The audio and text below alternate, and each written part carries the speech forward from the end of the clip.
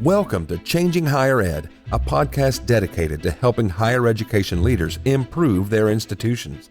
With your host, Dr. Drumm McNaughton, CEO of The Change Leader, a consultancy that helps higher ed leaders holistically transform their institutions.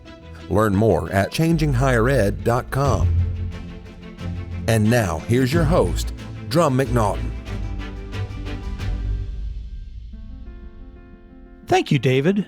My guest today is Malik Brown, CEO of Graduate Philadelphia, an institution that drives strategic partnerships across sectors to advance adult degree attainment, workforce readiness, and inclusive economic development. Graduate Philly supports adult and non-traditional learners at the intersection of skills and schools in an integrated way and involves all stakeholders, i.e., higher education institutions, workforce development, employers, and community, to support transformative learning and drive inclusive economic growth.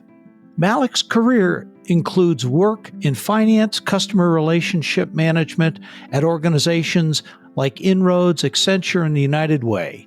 And he joins me today to talk about Graduate Philadelphia, the services it offers, and how higher ed institutions can create the partnerships and infrastructure needed to attract and support the 41.7 million people who have dropped out from higher ed. Malik, welcome to the program. Thank you. Thank you for having me. It's my pleasure. I am looking forward to a great conversation. You've been doing nonprofits for a long time in your career, pretty much all of it other than just little bits here and there. You're the CEO of Graduate Philadelphia right now. Give us a little bit of background, because what you're doing in Philadelphia with the partnerships between multiple higher education institutes there with industry, you're really tapping into the workforce development and helping people get back on their feet. So please tell us a little bit about yourself. Sure. So I'll just start with a brief introduction. Again, thank you so much for having me today. It's a pleasure to be with you and your audience. A little bit about myself. As you said, I've spent the better part of my career in nonprofit.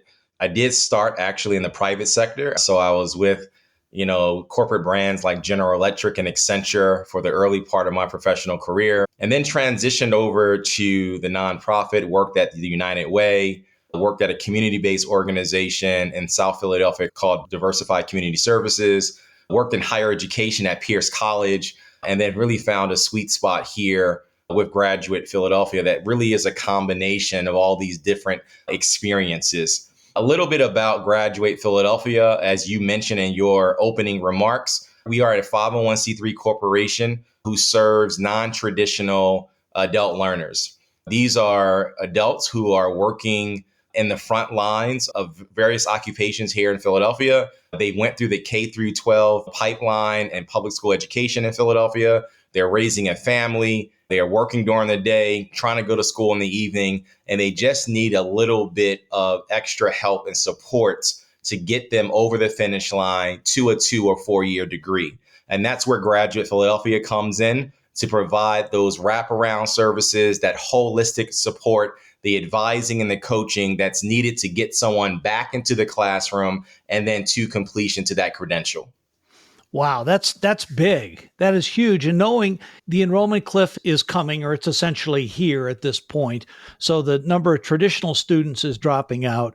There's 41.7 million students who have dropped out. And we all know the most expensive college degree is the one that you don't get. So you're focused on these non-trads. Why do folks drop out? Why do they drop out of college? It's a great question. And thank you for citing the national data point. We have a lot of great organizations like the Lumina Foundation, the Kresge Foundation that has done amazing work in this space. But to your question around why do students drop out? And from our vantage point, we are a data-centric organization. We try as much as possible, both qualitative and quantitative data, to really understand the needs of those who we serve. And from what we've been able to ascertain, it really comes down to 5 or 6 reasons why adults drop out. Number one, it's around affordability, right? So we're working with our college and university partners to find ways to make college more affordable, to make higher education more affordable. There's also the issue of childcare. We know that many of the students that we serve are actually single parents and single guardians. And so sometimes, as the cliche goes, it takes a village to raise a child. And sometimes with that person only having themselves, it's hard to both raise that child or children and work and go to school at the same time. The other piece is around transportation. And that's why you're seeing more colleges and universities offer hybrid models that allows a student both to go to a traditional classroom, but also to participate online. And then we also see issues sometimes around food insecurity. We see issues around housing insecurity. And then we also see some behavioral health issues that pop up from time to time. And I imagine that if you look across the country at other organizations who are doing similar work to Graduate Philadelphia, I would imagine that those same 4 or 5 issues are very prevalent in those communities as well. Mm-hmm. And I would imagine digital connectivity is also an issue, especially for online. That's exactly right. We've improved that here in Philadelphia. There are a lot of great companies in Philadelphia and philanthropic organizations that are focusing on digital connectivity. But you are correct. That is an issue for some families. We've had situations where an adult learner is trying to do their homework on their mobile device. They don't have a laptop. They don't have a desktop computer. So we do find both hardware as well as connectivity issues. In some cases, they might have a tablet, but they have really slow internet connection, right? So that is an issue in which we do engage corporate foundation partners to address that digital literacy and digital connectivity need. Mm-hmm. Thank you for that segue, because that was perfect, talking about your corporate partners. Tell us about Graduate Philly, because in many respects, you're a connector, you're an ombudsman between local colleges and the services that non-traditional students need. So tell us a little bit about that, please. Great question. As you said, we really do serve as an intermediary between the non-traditional adult learner and the college and university community.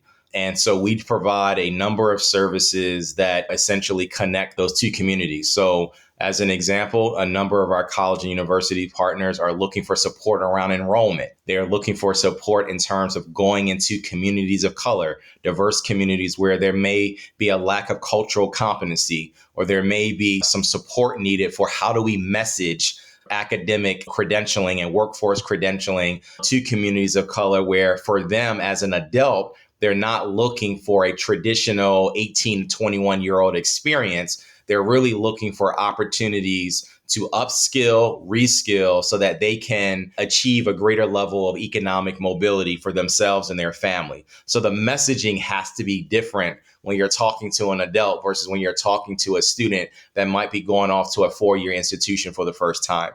We also support things around career services.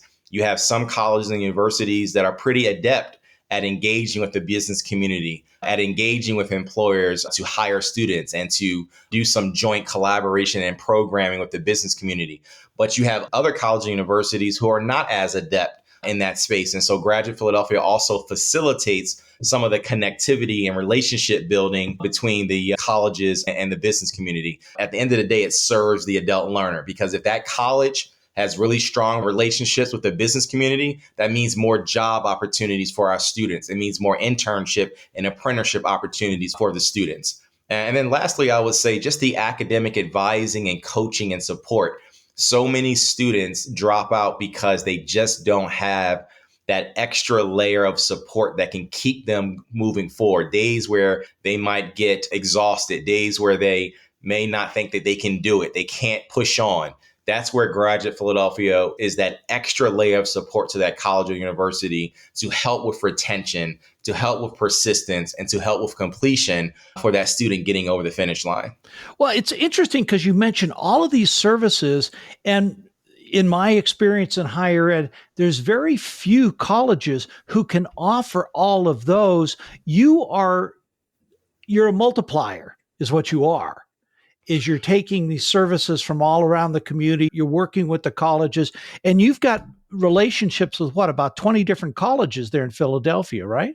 At our highest watermark, yes, in the history of Graduate Philadelphia, some of it predating my time as CEO, I would say the highest watermark has been around 20 colleges and universities. Today, we have a strong relationship and an actual scope of services and MOU with about 15 different colleges and universities. And these are colleges who serve adult learners. They have programs that are tailored and customized to meet the needs of adult learners. And what we've tried to do is we try to have a really relationship-centric type of agreement with our college and university partners. As we know in nonprofits, we throw around the word partnership a lot. We throw around the word collaboration a lot. But for us, we really do try to deepen that relationship, to have a MOU and a scope of services that looks at some shared agreements, some shared accountability and outcomes. And we really try to drive towards those outcomes. What I'm thinking about is Russell Lowry Hart, who was the chancellor at Amarillo College for many years and now is at the Austin Community College and the district there. He had put together these kind of services under the auspices of Amarillo College, creating the relationships with social services, creating the relationships with housing, all of those kind of things. Mm-hmm. What you're doing is you're the collator, you're the gatherer of all those services. You've got relationships with the community, you've got relationships for the colleges. And in many ways, you're saving the colleges money, the universities money, because they don't have to build all these services or all these relationships. They've got you and Graduate Philadelphia to do that. Am I right? That's right. And in some cases, it works better than others. And as an organization, as a 501c3 enterprise, we're always trying to perfect our model, to improve it, to make it more effective, to make it more efficient, so that we can bend that cost curve for our college and university partners. Or alternatively, as long as we're making sure that if the college is investing in a partnership with Graduate Philadelphia, that they see a really strong ROI to their investment. And to your point, there are certain areas where we are providing the direct service. So anything that has to do with advising and coaching for that adult learner to sort of navigate all the different stops and starts and roadblocks and pitfalls that might come along with re-enrollment and enrollment and persistence. We have what we call program specialists and post-secondary navigators that help that adult navigate, again, all the windy roads of actually returning and completing towards a credential. But as you mentioned, there are other factors and other obstacles that may come up where we are not a direct service provider. So as an example, if there is a need for food, if there is a need for housing, if there's a need for behavioral health, we actually have partners in our network that we then can connect our adult learners to so that they can get the holistic wraparound services support that they need in order to complete their credential. That's fabulous. One of the things that colleges and universities are struggling right now with is enrollment. 41.7 million folks have dropped out of college. What stops them from coming back? I think it's a really good question. I think for many adult learners, I think there's a fear factor, right? So if you were enrolled, let's say at your local community college or one of your schools that provides night school or, classes in the evening, maybe you did that in your early 20s, right? And now you're trying to come back to school 10, 15 years later, and the world has changed, right? The classroom has changed. There's now online instruction. There are online platforms and online learning management systems in which you now have to engage. And so for some learners, that is a scary proposition, right? To be able to sort of say, okay, can I learn a new skill? Can I be comfortable in a digital environment? The other pieces that we've sort of talked about already is that affordability is a really, really big thing, right? Mm-hmm. So we know that many of our college and university partners are really trying to find ways to make college more affordable. And that's where our philanthropic friends and our philanthropic community can also be of assistance, because there's a way that they can provide scholarships. They can also help to reduce institutional back balances that many of our adult learners have. And they also can help with the federal student loan defaults. So there's a number of ways that our business partners, our philanthropic partners, our college partners can play a role in reducing the financial burden that it costs to return to school. And then I would also say that, as I mentioned before, adults want to make sure that when they make an investment of time and energy and money, that there's going to be a return, right? Mm-hmm. They can't afford to wait 4 or 6 years for a return. And so for them, it's okay, if I can engage in an 8 or 10 week workforce development program that's then stackable to a 2-year degree program, how is that going to change my life? How is that going to change the trajectory of my life and the trajectory of my child's life? And if they can sort of rationalize and reconcile that in their mind to say that this credential is going to lead to a higher wage job, is going to lead to a more lucrative career pathway, then they engage in a more serious way. And that's the work that Graduate Philadelphia tries to facilitate. Mm-hmm. The other piece with that is enrollment process. It is particularly cumbersome in many respects. And I know that's something that you guys help returning students with. Yes, the enrollment process is, as you know, could be very cumbersome. I mean, I remember, and I'm dating myself, but, more than 26 years ago, I was a freshman in 1996 at a small liberal arts college in Worcester, Massachusetts. And I just remember how daunting it was then filling out financial aid forms, filling out, admissions and pre-enrollment forms. And I'm not sure it's gotten any better. And so for many of these adults, that is a hurdle to re-engage. And so if you, let's say, are an incumbent worker, and let's say you're working at a job that offers tuition assistance or tuition reimbursement, oftentimes many employees don't even take advantage of that benefit because the enrollment process is so cumbersome and in some cases really exhausting. And so we try our very best to clear the brush, if you will, to make the enrollment process a little smoother, to connect our adult learners to some of the admissions and enrollment folks at our university partners, and just to try to walk them and hold their hand through the process to make the whole process a little bit easier and smoother. Thank you. That is really important for folks. I can remember filling out applications years ago. And of course, I did it 20 plus years before you did. You can just imagine now having to do that whole bloody thing on a computer versus a piece of paper. Of course, the enrollment process has changed, et cetera. I'd like to talk a little bit about how you've integrated education, workforce development, and career, because that also is one of the specializing. And you kind of gave a little segue to that about doing certificates and micro certificates to get people new skills to get back into the workforce.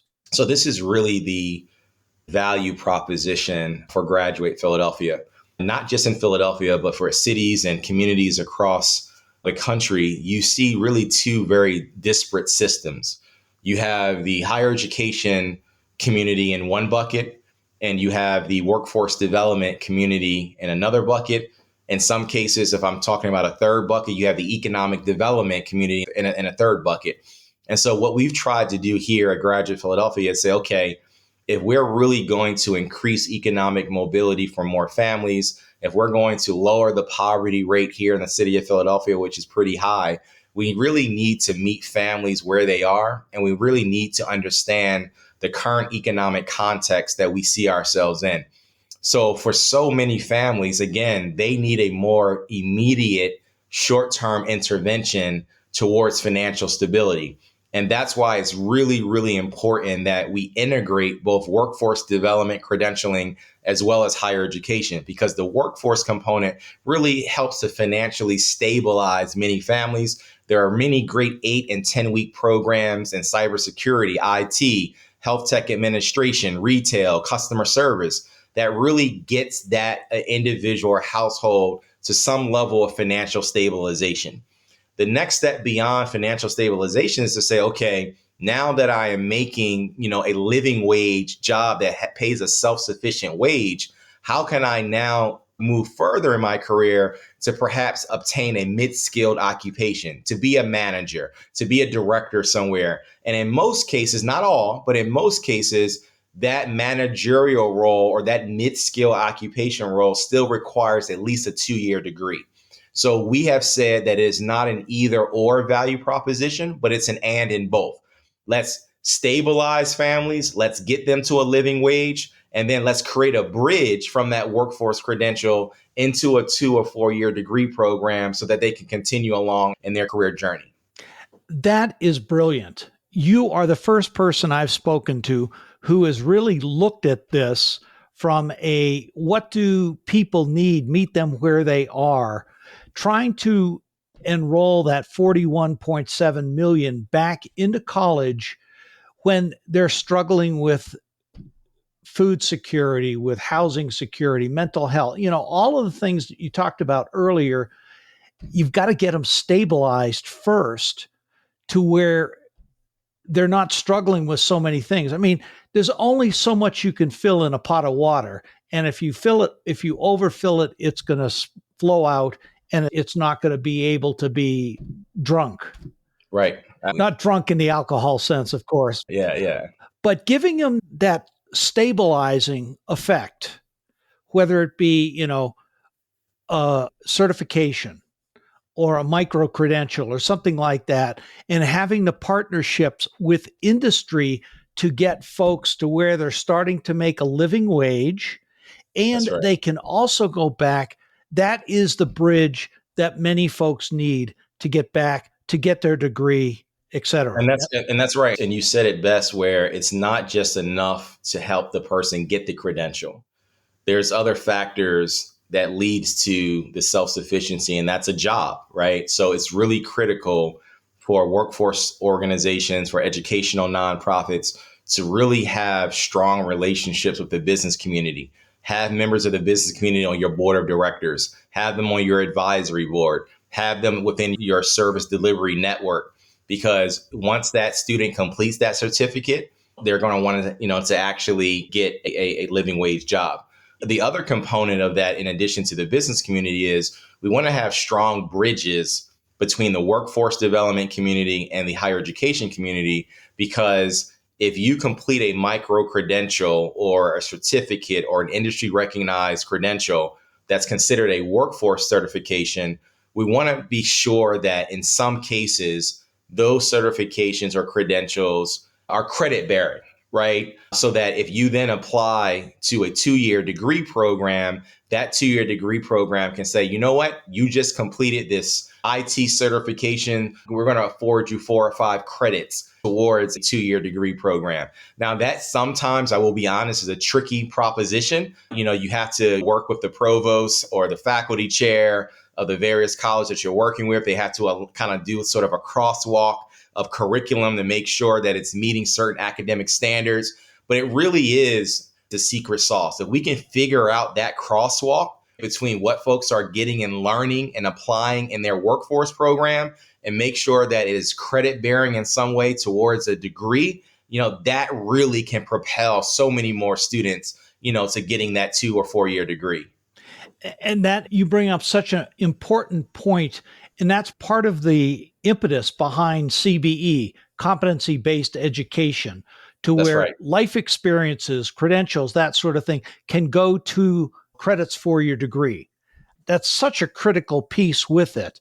So you're giving them a bridge, you're getting them credits to college, you're getting them to a job. It requires a lot of work from an economic development perspective, from an industry perspective, and then from a faculty perspective. When we talked a couple days ago, and you really leveraged your experience with Accenture when you were there, you get the adjuncts. They may be Accenture folks, they may be industry folks, whatever, but they're part of the ones teaching these certificate programs, to where they're giving the students direct industry experience and a potential link into employment. That's right. So we are really fortunate to partner with Accenture. That corporation actually has representation on our board of directors locally. And as part of that relationship that we have with Accenture, we actually are able to leverage their global learning management system to share with our adult learners and our alumni. And this global management learning system has over 150 courses in really 4 distinct buckets: general business, IT, health tech and administration, and entrepreneurship. And then it has a number of other wraparound courses in terms of life skills, general business skills, customer service, team dynamics, communications, et cetera. And again, these courses are offered at no cost to our customers. Now, when we're delivering these courses and this content, we found that it is really important to bring in folks from industry in order to deliver content that's related to healthcare or related to IT, as two examples. And that's where we have pulled on, as you just mentioned, we pull on adjuncts who are both working in industry and also teaching. And so that's a really sort of good combination because they understand what it means to provide instructional learning to adult learners, right? So they understand sort of the adult learner pedagogy. And then they also understand the practical lens of what does it mean to actually work in business and work in industry. So we really try to pull on those volunteers to deliver our training. The other piece is that we also attract folks that are not adjuncts, but are just some of our corporate partners. So here in Philadelphia, we've had Comcast, we've had Penn Medicine, we've had AmeriHealth, just a number of corporations here locally in Philadelphia that have given us volunteers to help teach some of these courses that are offered through Accenture's LMS. That is fabulous. Now, tell me, how many we call it Graduate Philadelphia or Graduate Philly. Okay. How many graduate, you name the city, programs are there out there? Yeah, so I am not sure how many sort of similar models there are across the country. I do want to say that, and a really big shout out to the co-founders of Graduate Philadelphia. You have folks like Hadass Sheffer, you have folks like Sally Glickman, David Thornburg. They were the original founders of Graduate Philadelphia back in 2005. And based on their early work, they were able to take this amazing concept of serving adult learners. And at the time, they coined the phrase adult comebackers, and then really take that model to a national level. And at one point, and I don't want to misspeak here, but I know that there were dozens of similar Graduate Philadelphia type of affiliates and offices across the country that were part of the Graduate Network brand. And that was sort of the parent umbrella company. So I don't have an exact number, but I do know that there were at least several dozen of these sort of affiliates across the country. And again, just a huge thank you and a huge give our flowers and the co-founders, their flowers for just creating such an amazing vision. And I was fortunate in 2020 to come on board at a time where the parent company was looking to separate from the local model here in Philadelphia. And I became the inaugural president and CEO of Graduate Philadelphia, the separate 501c3 corporation. And I always say to folks when I do conversations like this that I stand on the shoulders of those who came before me. There were so many that have sort of paved the way. And then we were able to help write the next chapter of Graduate Philadelphia's story. Thank you. If you were to go to a college and, a college asked you or a university asked you, what do we need to do to enroll more folks who have dropped out? What would you tell them? I would tell them, one, we have to find ways to provide financial assistance. That is such a huge barrier. Mm-hmm. We have to provide ways to reduce institutional back balances. There are so many Philadelphians who cannot even re-enroll because they have a $500 back balance at their previous institution and therefore can't even get their transcript in order to reapply or apply to another school. And for so many lower income families, $500 is a lot of money. Okay. So from that standpoint, how do we partner with the business community? How do we partner with the philanthropic community to reduce those institutional back balances? The second piece is around, we have to make the content and the offerings and the product more relatable. So again, for the 18 to 21-year-old market, college is a laboratory, right? It's a sandbox. It's a time to both enjoy your life as well as sort of have a coming of age story, to grow socially, emotionally, academically, and to really figure out and take the time to figure out sort of what you want to do when you grow up, right? When you are an adult who is 30, 40, 50 years old, you're raising children, you're going to work, you're trying to make ends meet. You are really looking for a solution that will allow you to achieve your piece of the American dream, your piece of, whatever it is that is your career or life aspiration. And that's where we have to make the products and the services that colleges offer more relatable and relevant to the needs of the adult learner. Malik, you bring up some really good points with this, and it makes me wonder, can higher ed institutions do this on their own? Do they need to partner with a 501c3 outside of the institution? Or should this be something to be done through if they have a foundation as part of their institution? What do you think? So my thought is that in today's just business climate, and I'm using the word business broadly, no matter what sector you're in, nonprofit, higher education, government, I think we find ourselves at a time where there is a need for cross-sector collaboration, right? When you look at sort of the ecosystem and sort of your place or position within that ecosystem, it seems to me that it really necessitates the need to have, again, partners, collaborators from across industry. So my short answer is probably no. If they want to do this effectively, if they want to do it at scale and with the kind of impact that they're looking to make, then I would say that colleges and universities should be partnering with the business community. They should be partnering with philanthropy, and they should be partnering with community-based organizations like a Graduate Philadelphia that can really help with their enrollment needs. As you mentioned, there is a national emergency around enrollment, and the K through 12 sort of pipeline is drying up. And so we have to look to other markets, and that emerging market is really around that adult learner. And that adult learner market is broad. You have returning citizens that are a part of adult learner market. You have military veterans that are a part of an adult learner market. You have, again, just a generic non-traditional learner. You have moms who may have stepped out of the workplace and looking to return to the workplace and go back to school. So we really have to get really creative and really thinking about how are we going to make colleges and universities sustainable. And part of that sustainability strategy is really tapping into that adult learner non-traditional market. And from what you said, it just brought something to mind. One size does not fit all. You've got multiple different buckets out there for enrollment. And that old saying, till you've walked a mile in my shoes, you don't really understand what I'm having to go through. It really makes sense for folks who are doing enrollment, folks who are building courses, to really reach out and understand who their potential student is and could be. That's correct.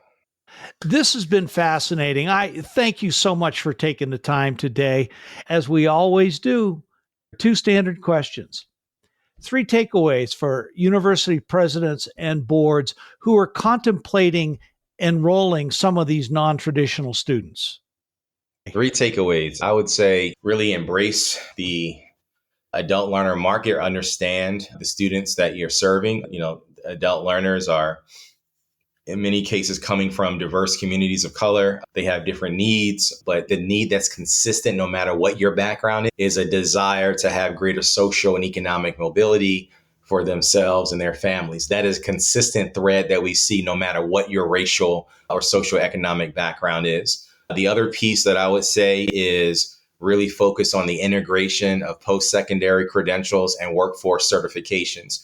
We are living in a time and an economic context where employers are looking for skilled laborers. We are working in a time where families and households are seeking living wage employment.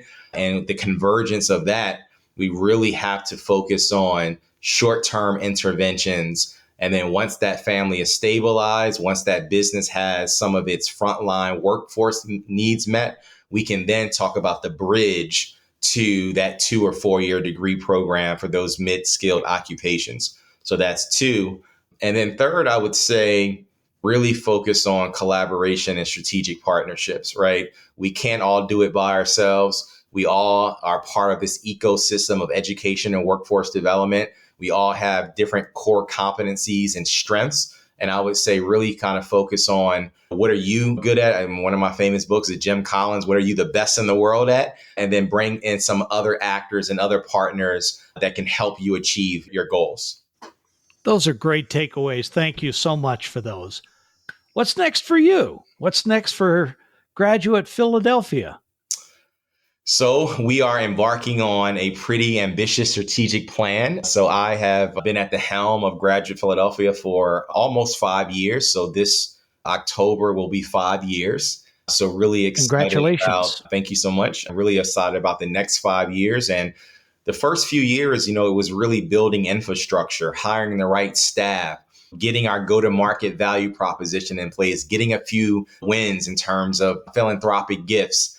So we've learned to kind of crawl, and now we're walking. And now the next layer of the journey is really sprinting and really scaling the work that we're doing. And so we started out with really no money in the bank. When we started with a very, very small amount of money, about $185,000 as seed capital. And then the last few years, we have grossed about $1.9 million in revenue. So we have grown exponentially and from a revenue standpoint, but we really want to get to that $10 million mark. And in order for us to get to $10 million in revenue, we have to add things like federal funding. We have to have more of a stronger individual donor base.